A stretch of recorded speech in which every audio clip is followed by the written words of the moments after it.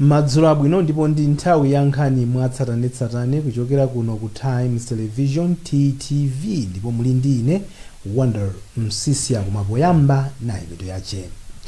Mtsogoleri wa dziko lino Lazarus Chakwera wasankha Martha Chizuma ngati mkulu wa bungwe la ACB podikira kuti aphungu a ku nyumba ya malamulo avomereze kusankhaku.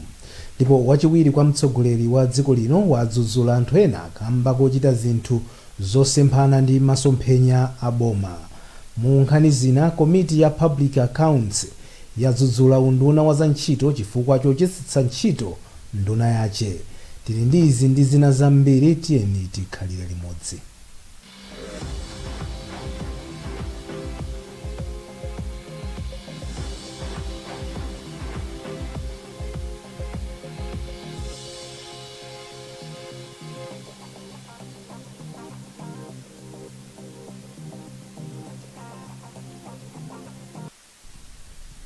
Mtsogoleri wa dziko lino Lazarus Chakwera wasankha Martha Chizuma ngati mkulu wa bungwe lothana ndi ziphuphu ndi katangale la Anti-Corruption Bureau ACB podikira kuti aphungu a ku nyumba ya malamulo awavomereze kusankhaku.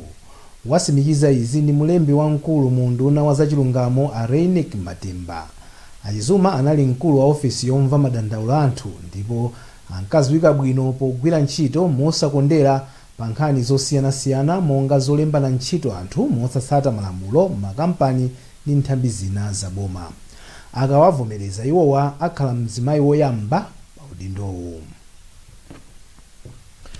Mtsogoleri wa dziko lino Lazarus Chakwera wauza sukulu za ukachenjede kuti zipereka maphunziro apamwamba amene angathandize kukweza dziko lino. Achakwera alankhula izi pamwambo wopereka masatifiketi kwa ophunzira amene atsiriza maphunziro awo ku sukulu ya ukachenjede ya University of Malawi. Jameson Chauluka ali ndi zambiri mlipotili.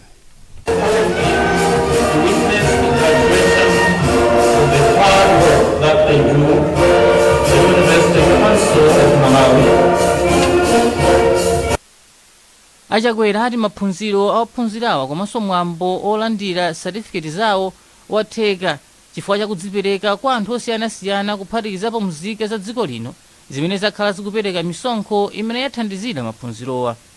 Pamenepa iwo ati nkofunika kuti maphunzirowa apindulire dziko lino. Iwo ati maiko amene sanadalitsidwe kwenikweni ndi zinthu zachilengedwe monga Israel, South Korea, Japan ndi Singapore atukuka chifukwa cha luso limene anthu kumeneko apeza msukulu zawo za ukachenjede ndipo zimenezo zikuyenera kuti zichitikenso kuno. Achakwera ati makamaka pano pamene tili ndi matenda a COVID-19 nkofunikabe kuti sukulu za ukachenjede zionetse luso popeza njira zamakono zothanira ndi mavuto amene dziko lino likumana nawo. If countries without many natural resources like Israel, South Korea, Japan and Singapore have become the envy of the world through education. Pa nkhani yakupatula sukulu zimene zili pansi pa University ya Malawi, Achakwera ati nkofunikira kwambiri kuti adindo aonetsetse kuti maphunziro amene akuperekedwa msukuluzi akhalebe apamwamba. Amene akugwirizira udindo wamkulu wa University ya Malawi, Professor Auntenje, wati University ya Malawi ndiyodzipereka kupereka maphunziro amene ndiothandiza pokweza dziko lino ndipo adakonzanso dongosolo la maphunziro awo kuti ligwirizane ndi mfundo za Malawi 2063. Edziona ndithu ndipo tikuvomerezana nazo zimene anena chancellor athu kuti university iliyonse imene kukhala ndi udindo othandiza dziko kuti pamene paliponse pamene desi mwaophunzirawa ophunzira 73 ndi amene analichita mombowu kuzomba mwachionetsero chabe ndipo iwowa ndi amene amapeza madigiri awo achiwiri kapena achitatu amene ndipo enawo apeza madigiri awo oyamba koma achita bwino koposa. Mwaophunzirawa 1103 ndi amuna pamene 749 ndi akazi. Mwachisoni awiri mwaophunzira amene alandira madigiri awowa adatisiya. Munkhani ngati yomweyi, sukulu ya ukachenjede ya Malawi Adventist yapempha sukulu za ukachenjede mdziko muno kuti zisinthe pamene zakhala zikuperekera maphunziro potsatira njira zamakono. wachiwiri kwa mkulu wa sukuluyi a Manuel Kazembe ndi amene wanena izi pamene adalandira makina a kompyuta okwana 76 kuchokera kwa anthu akufuna kwabwino a mpingo wa Seventh Day Adventist a mdziko la United States of America. Akazembe afotokoza. Mavuto amene tikumana nawo masiku ano, chitsanzo limene yapangika COVID chaka chatha yapangitsa kuti ambiri asapite patsogolo ndi nthawi yomwe anayenera kukhala nayo ya maphunziro awo. Komano ndi maphunziro machitidwe atsopano ophunzira, komano pogwiritsa ntchito machine ngati amene wawa nzotheka anthu kumapitiriza maphunziro ali kumalo osiyanasiyana osadalira kuti akhale ku nyumba amene akhale ku sukulu kapenanso kugwira ntchito kuti asakhale ku ofesi atha kugwira ntchito. Tikuthokoza kwa amene atithandiza ndi katundu ameneyo chifukwa apangitsa ntchito ya iwo amene amaphunzitsa amene amapanga research kafukufuku kukhala ngati yofupikirapo yothekerapo kwambiri chifukwa choti machina amene talandirawa ndiyo apa mwamene ndithu atinawo mmene tili panopa therefore zikazoshandiza koposa.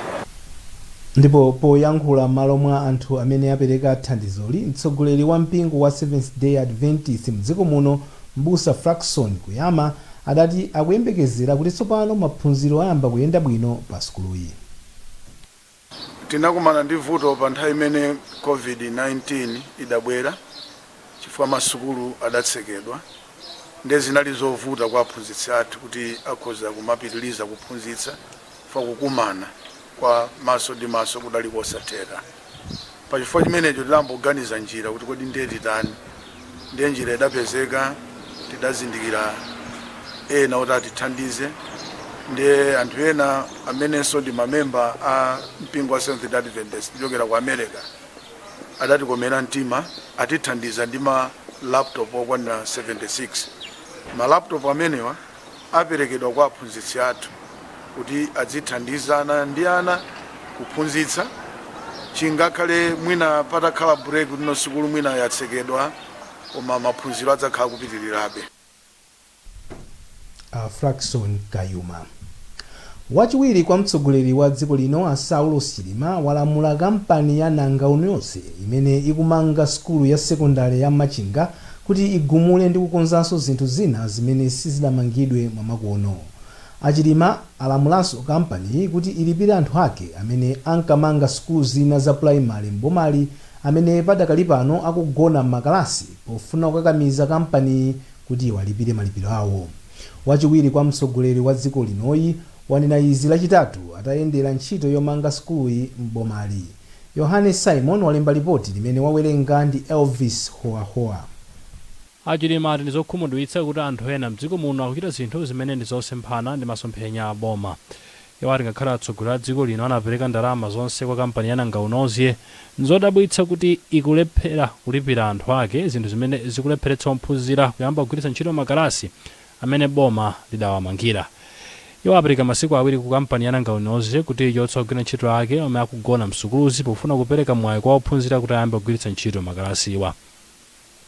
Polankhula pa ntchito yomanga sekondari ya Machinga, Achilima ati kuchedwa kwa kampani ya MalawiNews kutsirizitsa malo ogonamo ophunzira kwachititsa kuti asungwana komanso anyamata amene akuphunzira pa sukulu pa adzigona mzipinda zoyandikana. Chatikhumudwitsa kwambiri nchoti poyambirira zikuoneka kuti sukulu ili magawo awiri kuti phase 1 ndi 2.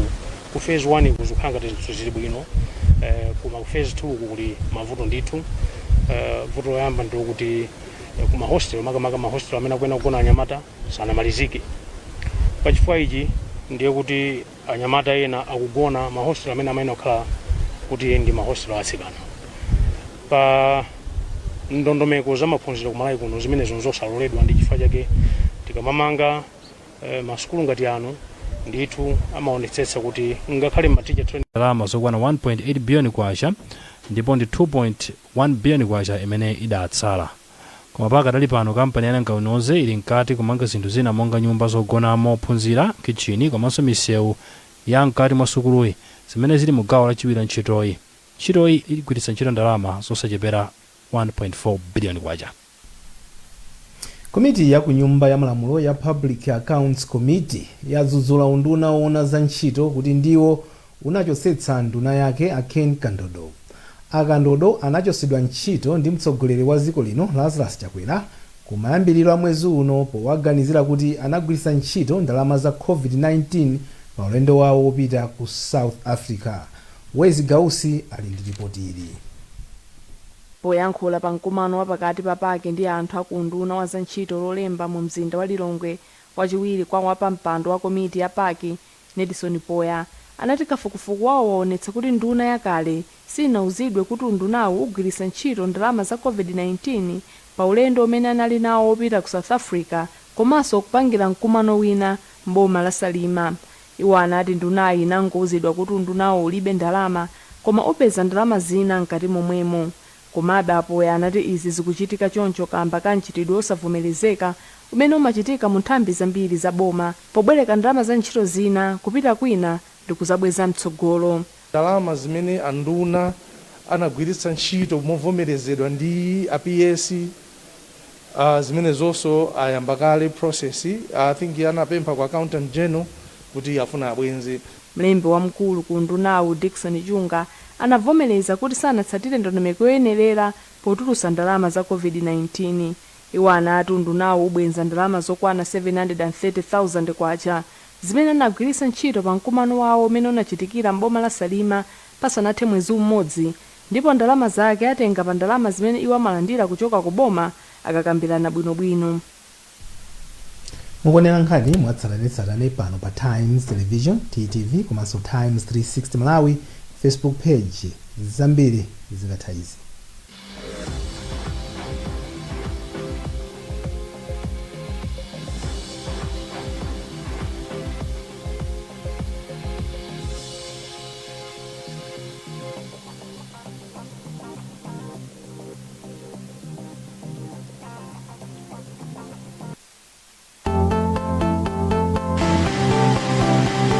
Bliss Body Lotion is well refined to give your skin full hydration, leaving you feeling fresh throughout the day.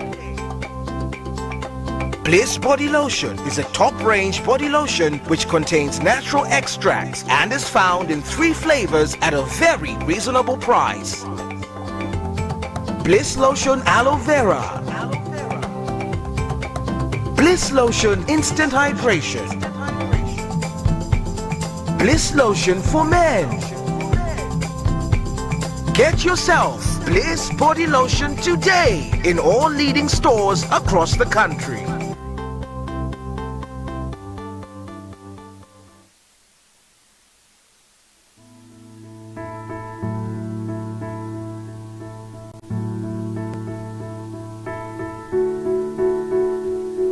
Tsiku ndi tsiku moyo umatipasa mwayi wopanga chisankho choyenera.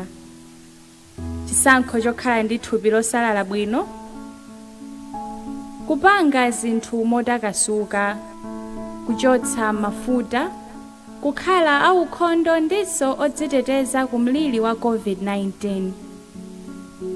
Pangani chisankho choyenera lero posankha katundu wa purity ndi kukhala otetezeka.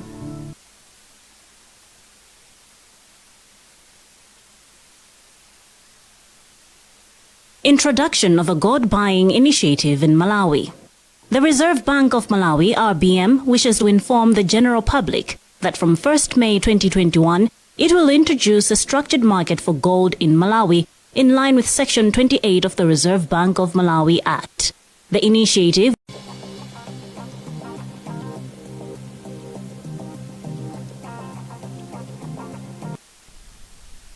takulandiraniso pamene tikupitirira ndi nkhani mwatsatanetsatane pano pa Times Television TTV komanso Times 360 Malawi Facebook page. Gulu la amayi olima adyo la United Organic Producers likukanika kubwenza ngongole yokwana 9 million kwacha chifukwa anagula mbewu yopanda mphamvu. Alimi adyowa anasayinirana mgwirizano ndi kampani ya Farmright Products ndipo iwo akuti kampani sinakwanirise zomwe anagwirizana. Zambiri mulipoti ili ndi Patience Lunda. Mugwirizano wawo alimiwa amayenera kupereka 25 kwacha pa 100 kwacha iliyonse ya ndalama zogulira mbewu ya adyo, ndipo kampani ya Farmright Products imayenera kupereka 75 kwacha pa 100 kwacha iliyonse. Malingana ndi amayiwa, m'malo mopasidwa makilogramu 15,800 a mbewuyi, kampani ya Farmright Products inapereka chabe makilograms 3,500 zomwe zinapangitsa amayiwa kuti apeze munthu wina yemwe anawapatsa mbewu yosalayo pa ngongole. Amayiwa anakwanitsa kudzala adyoyu pa mahekta 37 ndipo yense unafa. Mawu ake msungichuma wa bungweli a Agnes Mzumala anati akamang'ala ku bwalo la milandu chifukwa bungwe la Farmright Products inaphwanya mgwirizano wawo, ndipo anapempha boma kuti lizionetsetsa kuti mbewu zomwe zikulowa mdziko muno ndizovomerezeka.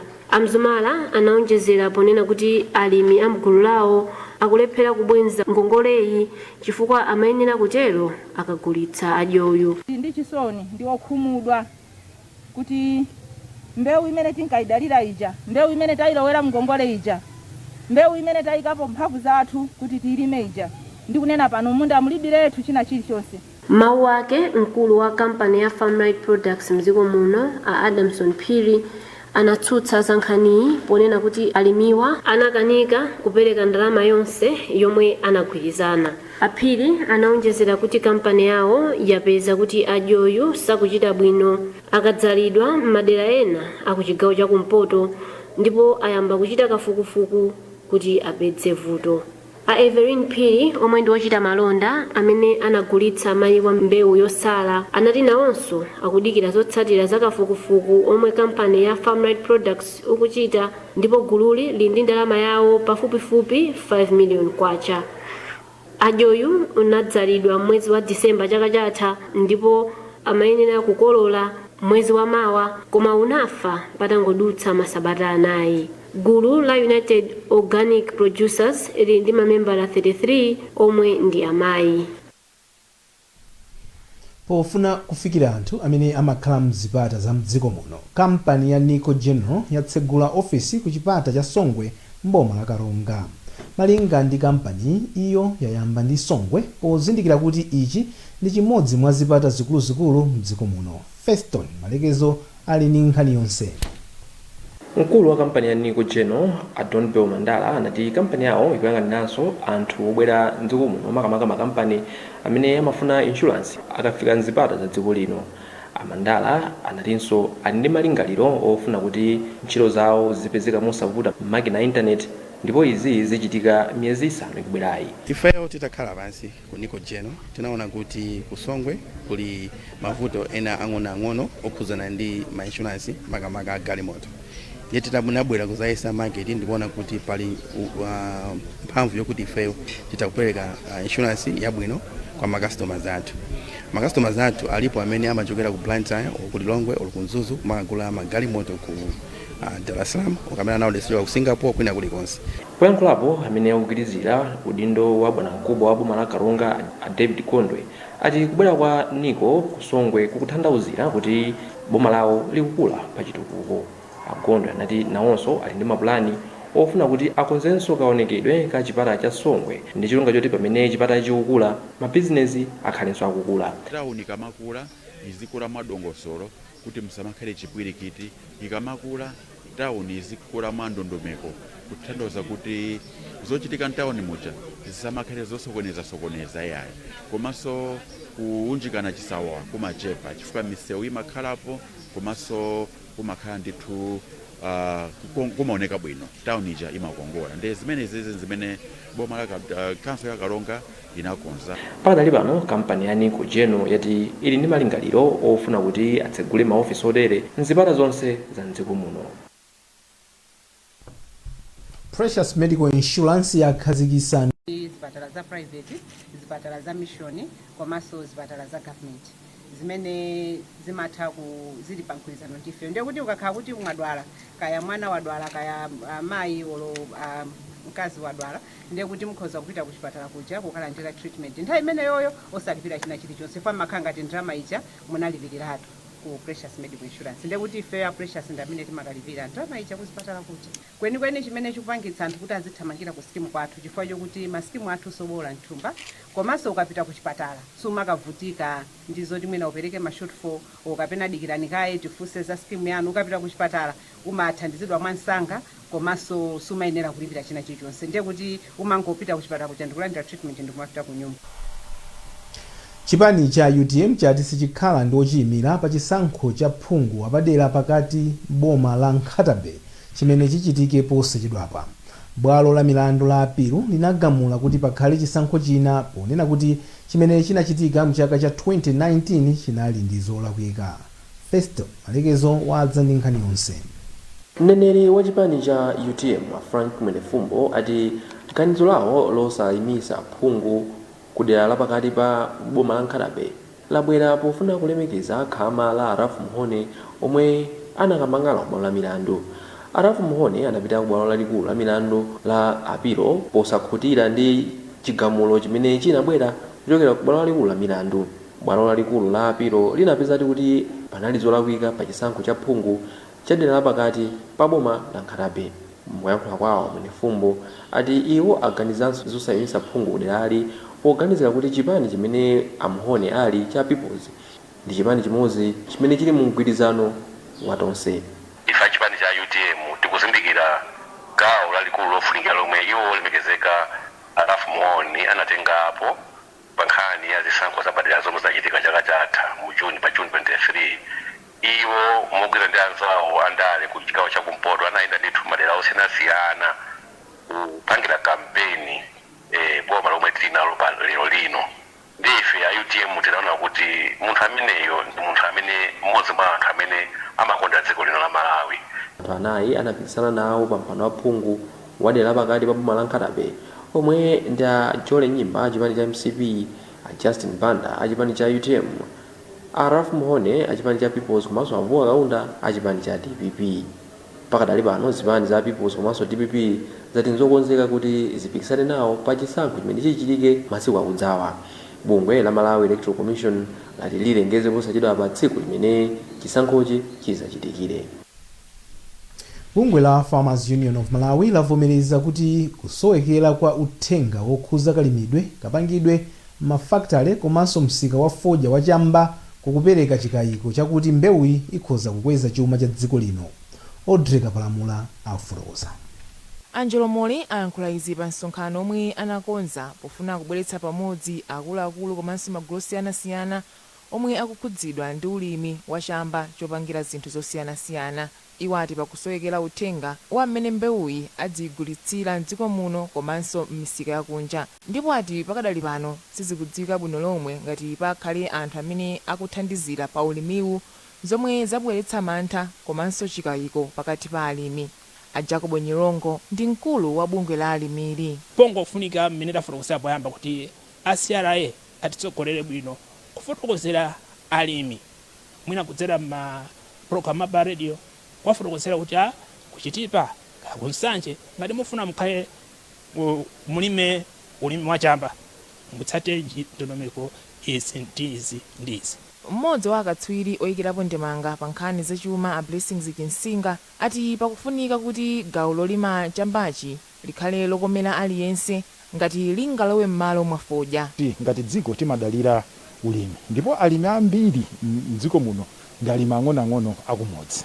Ndiye pamene tifuna kuonetsetsa kuti dongosolo loyenera likutsatidwa kuti ulimi umene uyende bwino tionetsetsenso kuti ndondomeko zakhazikitsidwa.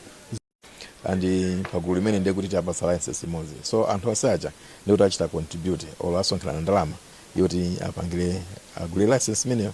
Posachedwa apa bungweli lidapereka ziphaso zokwana 86 kwa makampani 35 komanso magulu alimi osiyanasiyana omwe aonetsa chidwi chofuna kulima chamba chopangira zinthu zosiyanasiyanachi.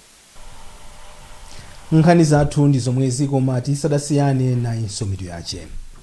Mtsogoleri wa dziko lino Lazarus Chakwera wasankha a Martha Chizuma ngati mkulu wa bungwe la ACB podikira kuti aphungu aku nyumba ya malamulo avomereze kusankhaku.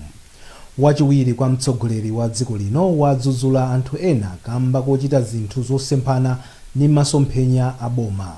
ndipo mu nkhani zina komiti ya public accounts yadzudzula unduna wa za ntchito chifukwa chochosetsa nduna yake.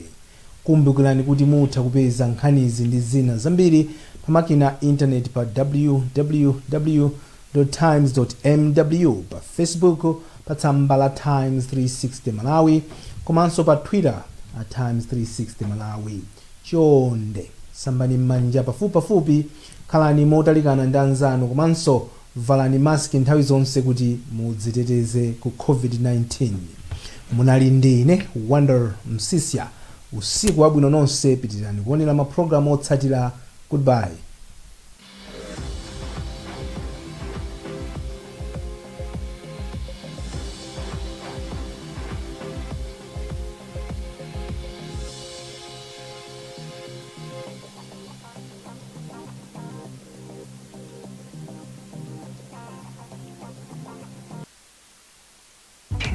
Her soapies shouldn't give your game the red card.